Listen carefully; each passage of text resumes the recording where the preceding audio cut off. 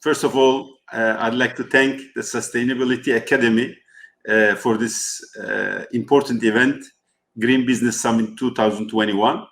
And now we're going to do the PAGEV panel on the road to circularity, new business model, strategies, and innovation.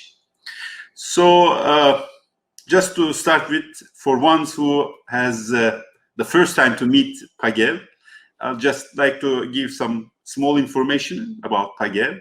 We are the NGO of the plastics industry in Turkey. So we represent the value chain in the plastics industry. And the main focus on the industry in this NGO is a sustainable business. So when we talk about sustainable business, that is the reason why we are here with my colleagues over here. What we do for sustainability, the main thing, the innovations or the main strategies for PAGEV is mainly to work with all the stakeholders for a sustainable plastic cycle. How we do this? Just to give some examples, we work with the Ministry of Environment. We are the Green Dot company, one of the Green Dot companies in Turkey. And we have a company called PAGEV, a subsidiary, which works with the government, Ministry of Environment. Just last year, we have organized the recycling of 13 million tons of recycling, packaging recycling. Also, if you compare it in the last 7 years, we have organized about it's more than 50 million population recycling in Turkey in different municipalities. We have done education for the students together with the Ministry of Environment. 50,000 students has been educated on the recycling and waste management, which are the main pillars, the students. And apart from that, we work, we have our own schools. We have vocational schools. And because we have our own schools, for the sustainability, one of the important issues for the industry is to make an eco-design for our products in the plastic industry. So what we try to do when we are teaching these young guys who are going to be in the plastics industry in the future, the main thing we want to teach them is that the product does not end when we produce it. The product ends its life when it is go back inside the recycling and go back into the circularity. So they design the products accordingly, which is the main, let's say, long-term solution also from the industry side to these problems. So I would like to give you main ideas, but there are also some other issues that the industry is focused on the circularity. You know that there are some also issues regarding the plastics when they are used afterwards. So mainly when we look at them, the main problem is for sure is littering. Littering is a problem. We need education. This is one of the important parts. But also the main important issue is the waste management infrastructure. Because if you don't have a good waste management infrastructure, even though you have people who are well educated, they are careful about littering, then you still have the problem of not being circular, but still going on the old way, the old-fashioned linear. So we work with the government, we work with our own industry for improving the waste management system in Turkey. Thus, the main focus for sure in the plastic industry is the recycling waste management infrastructure. And apart from that, one of the important issues is also, as I said, eco-design. We try to also, as an industry, to be, let's say, responsible in our system and to have a sustainable business environment, which is also goes through the eco-design. And apart from that, also the important issue is that also now there are some new problems that are arising, like the microplastics issues, for example. As an industry, we try to find innovations for them. For example, in Turkey, we are also representing the Operation Clean Sweep in Turkey. What we do with this Operation Clean Sweep, we know that the plastics is made from small granules, and these granules might also escape to the environment. And to stop it during the logistics, during the production, you need to have some kind of system. and we are the one to ensure that this system is there together with the Operation Clean Sweep. We license, we educate the industry so that they have a system there to stop it and to stop the leakage of these granules to the environment. And we also have, I left it to the last because Alexandre Dangis is also the president of that one, the Waste Free Oceans Initiative here in Turkey, because marine litter is one of the important issues also, which is, let's say, the core problem that EU is approaching to the plastics issue also from one side. So we try to work on the marine litter issue in two ways. One of the ways in this waste free oceans strategy is the main strategy is to work with the authorities for the waste management system, because we know that most of the waste comes from the land-based sources to the sea, 80% around, and also trying to collect what is on the sea, together with some special systems, which I'm sure that Alex will, as a president, he will more give information about this innovation of the plastics industry. I just wanted to sum up what we are doing here in Turkey, but now, today, I'm happy that we are together with two of my colleagues. First of all, I'd like to start with Alexandre. Alexandre Dangis is the Managing Director of EUPC. EUPC is the European Plastic Converters Association. It's the umbrella organization in Europe for all these plastic NGOs, and Brussels-based organization, which is following the sustainability and the plastics issues, all these issues about the plastics industry in Brussels in the EU level. So, and we know that EU is the forerunner in the sustainability issue in the world at this moment. And so all this information and mainly regulations comes from the EU. So we are really interested as the industry and also as the stakeholders, as the people who are keen on the sustainability, the new legislations in EU, especially on the plastic strategy, and how is the plastics industry reacting to it? Yes, Alex, the floor is yours. Thank you, Yavuz, and thank you for giving me the opportunity to say a few words. Yes, indeed, in Brussels, we are running very fast when it comes to regulating plastics or plastics waste management in general. I remember I've been there quite some years, and it all started for me back in 1994, which is already quite some time ago, when the first packaging and packaging waste directive was implemented, basically because in 1992, 2 years before, Germany had taken some initiatives to regulate the collection of plastic bottles. So we want to keep our internal market, which is a huge market for all European countries, harmonized, and therefore we saw the packaging and packaging waste directive. Now, so many years later, we realized that there was more to be done on recycling plastic packaging in particular, where we had been collecting a lot for recycling, but we weren't really recycling everything in Europe. And I think that was a major issue. And that triggered regulators to really consider the existing regulations and to add some extra regulations. Point, Alex, I'm sure that our audience is very much keen. As you said, you don't recycle most of the goods in EU. And one of the key issues now in Turkey, everybody's talking about, is the import of the let's say, waste from EU. That's what you are talking about, I'm sure. Exactly. So we want to be able to recycle our own waste. Let us be honest. I mean, the best circular economy is the closest one to you. So having this plastics waste moving around the world is not a good thing. So we really need to look into recycling our own waste, and every continent should be doing that.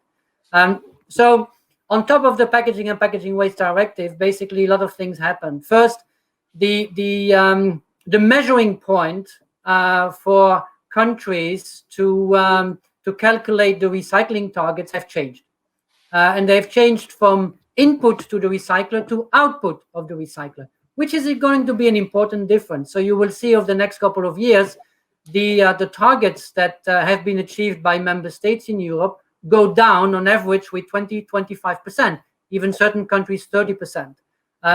just because you have to change the measuring board according to the legislation.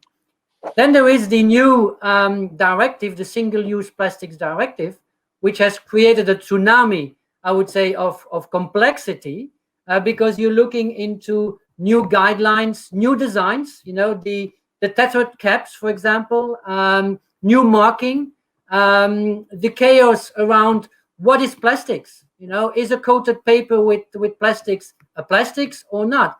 So there are huge difficulties in this Single-Use Plastic Directive, which are taken very seriously by the regulators and the industries. So we have made progress since the publication of it. I think there will be some announcement made in the next couple of weeks and months, with some clear guidance on how this should be interpreted by the countries who need to implement it in their country.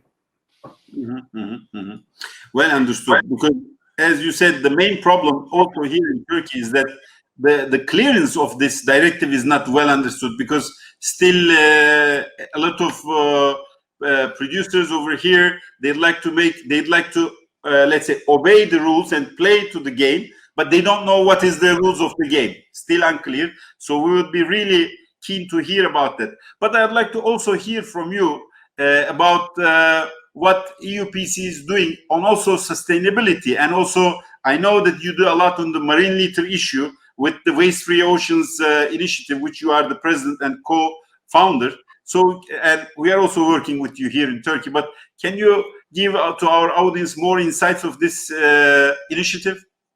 Yes, basically we're doing on a voluntary basis two important things. The first one is that we have started with the MORE platform, which stands for Monitoring Recyclates in Europe.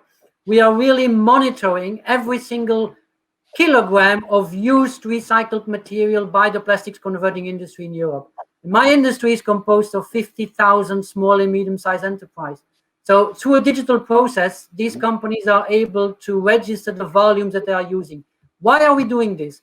We're doing this because we want to be transparent on the volumes, the quantities that we are using as converters of recycled material. This is very important because the plastic strategy from the European Commission aims to create a market of 10 million tons of recycled materials used in products. Now it's the converters which are using this material. So it's the converters who can declare basically how much volume they uptake in comparison also to the virgin material that they are using. And specifically today, in the economic situation and the supply issues we have on virgin material, this is of extreme importance. The second big project we are working on, yes, is Waste Free Oceans. Why are we doing this? We're doing this because we want to capture everything which has been leaked already into the environment, which goes beyond the EPR schemes or the collection systems. We need to get this cleaned up. And we need to do this on a voluntary basis with devices, with whatever method we can. And by doing this, actually, you get into the educational process because you do a cleanup action and people understand, together with beach cleanup, how important it is not to have the littering continuing as it is. We also want to use this kind of material to use it in new products, meaning bringing the recycling stream up to the maximum. Going from iconic products using 100% recycled material to other products using mixed recycled material, or going through chemical recycling process, but taking care also of what is there in the environment today and reusing it, not putting it to landfill, not putting it to incineration. So these are two very important aspects I think our industry is working on. Okay, so I agree with you, because the first thing about MORE, which you have explained very explicitly, is that now also there is a lot of issue because everybody wants to use recyclates in their products, because everyone want to show that they are responsible and they're keen on the environment. But the thing is, how are we going to measure it? How are we going to measure how many % of recyclates in one product, and how are we going to certify it, and how are we going to have it approved by a government body or somebody that is really giving it an international way? So more... I can add to that. that we have set up a certification scheme, which is actually harmonizing existing national schemes today on recycled content and measurement. This is extremely important. You may have heard also about the plastic tax. The plastic tax, which is getting slowly into the European market, you know, Spain, Italy being the first countries, even the UK for April 22. Now, if you get exemptions of that plastic tax on virgin material, you need to have audited and certified volumes of use of recycled material. And this can only happen through accredited certification bodies. Polycert is basically the new platform which is trying to harmonize and bring together all these accredited certification schemes that can measure recycled content with these thousands of companies that are going to use and are using recycled material and get tax deductions in the future. Okay, well understood. By the way, to our audience who are interested in getting more information about monitoring Recycles Europe more, they can contact us or EUPC, because we are also representing EUPC's project here in Turkey. That's an important issue, as I said. One question, Alexandre, last question about the waste-free oceans. You said initiative. I know that there are a lot of people in Turkey, especially brand owners, who are interested in having a kind of, let's say, involvement in this marine litter cleanups and also, let's say, issues and in this kind of events. How they can be a part of it? I mean, how they can get use of this system? How they can be a part of the system? Well, I think they have everything to support being involved with the organization to develop a product which contains ocean polymers, being involved in a cleanup operation. You know, today, the new digital community today will require brand owners, when they use recycled material, to even give a story about where does the recycled material is coming from. And if you link beach cleanups in a digital way to the storytelling, this is a huge opportunity for brand owners to really show what they are doing and where they get the material from. So it's really about transparency today, using the digital community and bringing all the efforts together. Waste-free Oceans is also developing globally. So we started in Europe, you know, we moved quickly to Istanbul, but we know that the Middle East, Africa, Asia, the Caribbeans, all of these continents, you know, they are there and they need actions like what Waste-free Oceans is doing. Okay. Thank you very much, Alex. These are very fruitful and very up-to-date information from Brussels. Thank you. And now we go to Germany, to Warren Shaw. Warren Shaw is Korozo's Vice President for Innovation. Korozo is one of the pioneers in the flexible packaging in the Turkish market. It was, as I said, pioneers from the start, and also the perspective for their volume-wise business here in Turkey, both in industrial and also the consumer side. So the first thing I'd like to know from Warren is that what are the circularity goals and the innovations and the strategies to reach these ones for Korozo, Warren? Thanks, Yavuz, and thanks very much to the organisers for having me and Korozo on this panel. I know why you're asking that question. I'm coming from the side that has to put the very clear vision that Alexandre presented into action. Yeah, we are a converter. We are Turkey's biggest converter, as we said, of packaging material. We focus on flexible packaging. A little example on my left here of a pouch and it means that if you look at the waste that we see today, and Harold will say there is no waste, so we have to find a way. How do we get this waste that we see, which primarily comes from packaging? How do we actually move that to a circular, to make that part of a circular economy? As Alexandre said, there's two main aspects to that. There's making that waste ready for a circular economy, ready to be recycled in high yield, ready to be used either in a circular economy in our own applications or in other areas of plastics processing. And the second part is incorporating that waste into our own products. Now we have very clear goals. Most of the packaging industry over the last few years has focused on this first part, this making packaging ready for the circular economy. Our goal is that by 2030, all of our packaging that we produce across all of the sectors we are involved in is part of a circular economy. That means it is recyclable or it is compostable, etc. And we have and that's a very clear goal. We also have very specific goals around how our operations affect the circular economy at large. We are obviously a very large industrial producer, so we have very specific goals around our energy use, around promoting the use of renewable energy, water use, etc. in our operations. What might be very interesting in how these two come together is that as a plastics producer, we of course produce, and even in our own industrial waste, we produce this same waste that we would like to see part of a circular economy.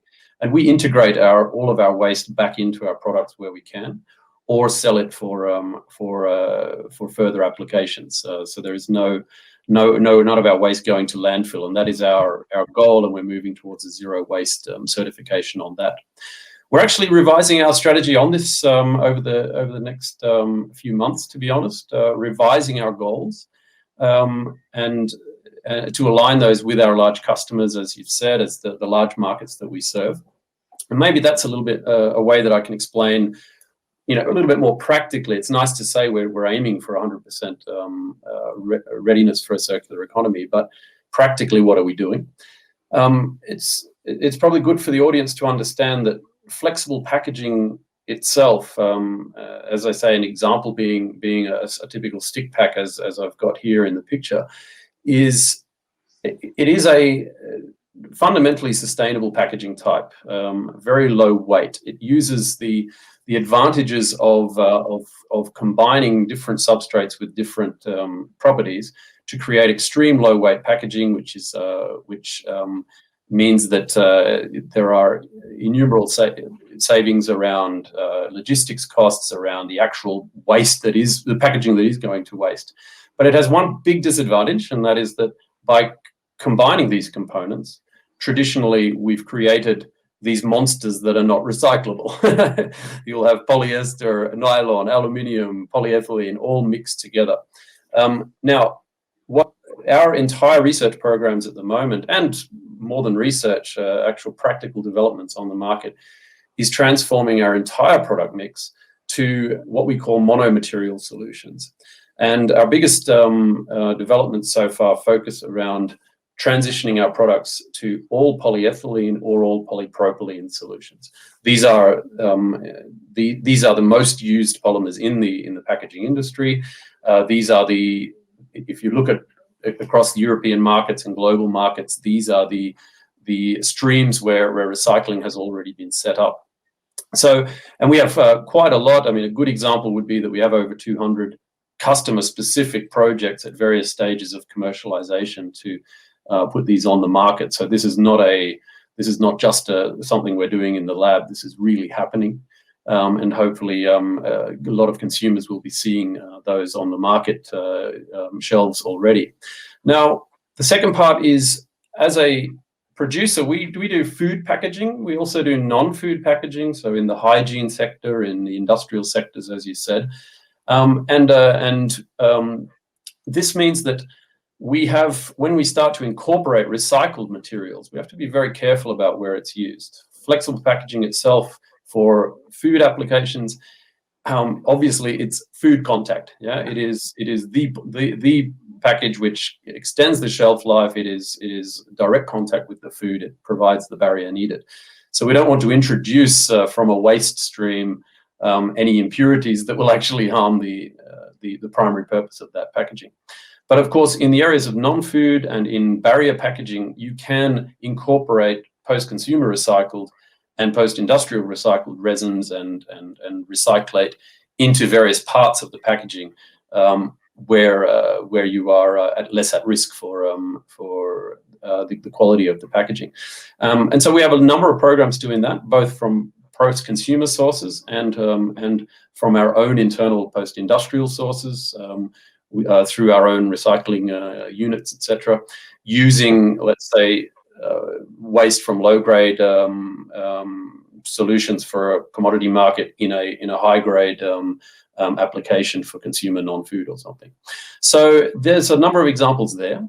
I'm very excited with Alexandre. I've by the way, I've only just joined the Turkish packaging community. Started in Korozo in January, and very excited by what I see so far. And very excited to work with both you, Yavuz, and you, Alexandre, on a number of the initiatives you mentioned, incorporating ocean plastics into our products as part of that post-consumer stream. Working with you, Alexandre, to really understand as you said, to really create as part of this MORE program, visibility on the kind of packaging that we are putting on the market and how we are designing it for recycling processes. Yeah, I think that was a very long answer to a short question, Yavuz. No, it was very informative, Warren. But just to give a small, let's say, not too deep technical, but information of this monster, you said, of this layered materials. You said that we make layered material because we want to save the food. For example, some layers help to save the food. It makes less food to go inside the garbage, etc. But at the end of the day, when it becomes waste, it's a problem. So one important issue is the chemical recycling. So just tell us about the chemical recycling. What's your idea about chemical recycling strategies? We would like to also hear about that. Yes, certainly. And Alexandre, please jump in as well with your comments. We're working on these topics together. When the world of recycling can be split into let's say two broad streams. One being existing streams today tend to be based on mechanical recycling, and this is fundamentally taking a polymer, cleaning it, and then melting it again and regranulating it, and using that polymer in other applications. Now, this is very good for very closed streams, like, for example, a plastic bottle. I've got one sitting on my desk. These are always the same grade of polyester. These are high weight packaging compared to a pouch, but the same grade of polyester, which can be cleaned, recycled, and then used back again in a polyester bottle, but in a very closed loop. Now, in flexible packaging, as you said, we serve thousands of different markets, thousands of different customers and applications. So there's always a level of bespoke product. So we will get to a point where we will reach 90-95% of one material, like a polyethylene or a polypropylene. We're doing a good job there. But ultimately, out of a mechanical recycling process, which collects post-consumer goods from all these different applications, it will be difficult to streamline that back into a single product and to prove that it's food contact safe. So there's this thing called chemical recycling, which is taking that plastic waste and in a high yield process, depending on how the packaging is developed, reducing it back to its monomer stage, reducing it back to a point where the polymer suppliers can use it in their cracking process and in their polymer production process. And through that process, it is, of course, absolutely clean because this is a new chemical process where you then produce from post-consumer material, you produce grades of polymer which are exactly equivalent to the ones that we use from virgin material. But the infrastructure for that is quite low. But this could well be the answer to a true circular economy in the plastics packaging area. Thanks, Warren. So let's put it this way, what I understand, and it's important. Chemical recycling is not competing with the mechanical recycling. It's a complementary solution to the mechanical recycling. So we try to close the loop also inside the recycling of the product. So that's a good innovation also for the plastics industry's sustainability, as I understand. Just 1 minute and one question, and it's very hard for you to answer, but I know that Korozo is in the TVs in Turkey. It's one of the consumer brand plastics also in Turkey. You have a lot of garbage bags in the supermarkets, new advertisements. So you follow up the consumers and their let's say new behaviors. And how do you respond to them as Korozo? As Korozo, to our consumers, we have as you mentioned, we have two routes to our consumers. One of them is directly through our Coroplast brand. There, we're very close to our consumers and understanding their needs. Yes, we make garbage bags, so we literally make waste to hold waste. But all of our garbage bags, 40% of all the bags we put on the market use recycled polyethylene from our own production. We also are understanding, and of course are recyclable as well. They are pure polyethylene bags. And this has always been very key for Korozo from day one in these areas. We understand from our consumers that they don't want, look, people do not want to create waste. You know, people want to live a life. They want to be able to have the convenience that, for example, garbage bags provide for cleaning a house. They also want to have the convenience of another packaging type we make, which will help them to have a longer shelf life on their food. But they also don't want to put waste on the environment. They want to be able to live that sustainable life from their perspective. So what we've noticed is we see a lot of statistics and a lot of surveys that show that consumers are probably willing to pay a little bit more for these recyclable products with post-consumer recycled material, etc., as we develop the scaled economy here. But it's still, the jury's out on how long-term that will be. So it's at the moment about really ensuring that there's this balance for what our consumers want between the convenience that packaging provides and helps their lifestyle. And by the way, improves lives if you think about emerging economies. But on the other hand, that provides a pathway to a new end of life for those packaging products. We try our best to follow that, and I think working together with you is a key way to get there all together. First of all, I'd like to thank both of you. It was a very fruitful and very informative panel with you. The last words I'd like to say is that also we are working with the Sustainability Academy, PAGEV, together, and we have signed an MOU to bring up a sustainable plastics packaging center, just to inform the industry and the interested stakeholders how to make eco-design, how to be making more with less, like weight reduction and this kind of things. And in the coming days, we will have much more of sustainable innovations also in the packaging industry. I'd like to thank you all again, and to our audience, and hope to see you in the next events. Thank you. Thank you. Thank you very much.